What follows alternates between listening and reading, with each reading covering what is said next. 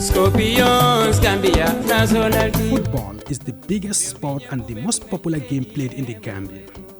Take a drive around the country and two things you are certain to see are minarets and sandy football pitches with goal posts. In almost every settlement, as children play barefooted in street corners and every available space. Gambians just love the game, with domestic league and non-league matches such as the seasonal Norwegian Championship attracting large crowds.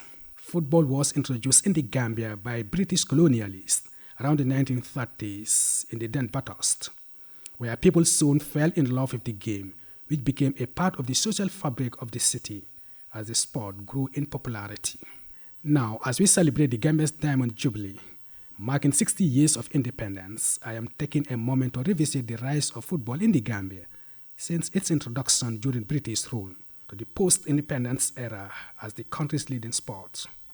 I sat down with veteran broadcaster and commentator Tijan Masane Sise, who has an in-depth knowledge of Gambian football and its historical beginnings. Before organized association football, social clubs played in the 1930s. Then there was a man named Roscoe, R.C. Roscoe, who would become the Secretary General of the Football Association in 1966. Pretty much was the brainchild behind organized football, which led to the formation of the Gambia Football Association in 1952. One of the few surviving members of that generation of the early years of national team football is Mas Axigai.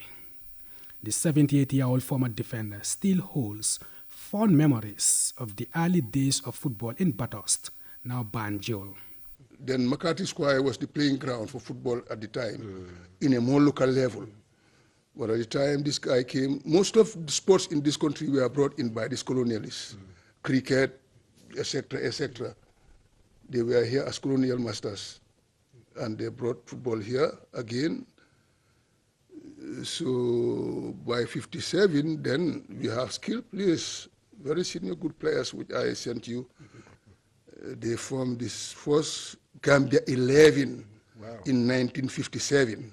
The former centre-back represented the Gambia from 1971 to 74, before eventually becoming coach of the national team. Then it was all about passion. You see, we loved football at the time. There was no attraction or benefits out of it. Only you love to play. After independence in 1965, the government of Sir Dawda Kairaba Jawara registered significant strides in sports development. Key among them was the construction of the Independence Stadium in Bakau in 1983 through a Chinese government grant, accessed via cordial bilateral ties established with the Chinese government, which to date remains the country's only stadium. The Independence Stadium, I can tell you for a fact that the foundation stone was laid on the 18th of February 1980, right after the Independence Parade by Sir Dawda Kairaba Jawara. This gave rise to club football, and the Gambia was and is still endowed with talented players, producing generational talents in the 1970s and 80s, like Aziz Scott Sr. and Lamin Owens, just to name a few. One of the most notable names was the late Biri Biri, nicknamed Pele de Gambi, who became the first Gambian professional footballer when he signed for B1901 in Denmark in 1972, before joining Sevilla in Spain as the first black player of the club in 1973, where he is still revered by Sevillista fans as one of the club's all-time greats.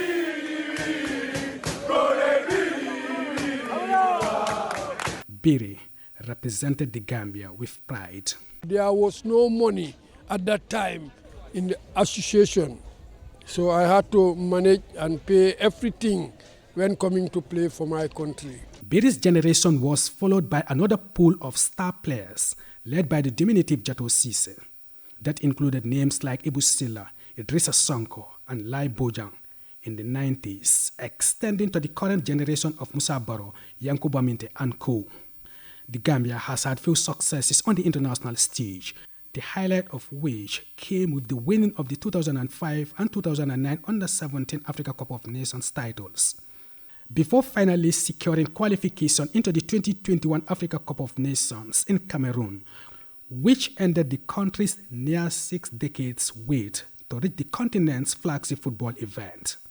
The historic moment was the highest point in Gambian football, and President Adama Barrow led the celebrations. We have waited so long, but the boys have made us proud.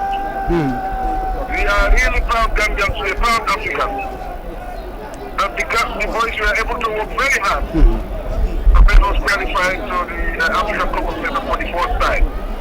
As the country celebrates 60 years of self-rule, many believe we must salute all those who sacrificed for Gambian sports.